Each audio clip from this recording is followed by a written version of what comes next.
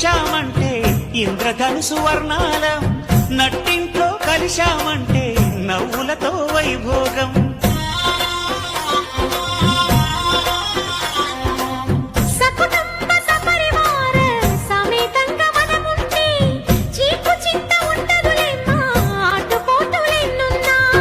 అటుకులు తాళింపు చేసిన అరుగులపై అందరూ కలిసి సరదాగా అవి తింటుంటే పరులెరుగని పరవశమెంతో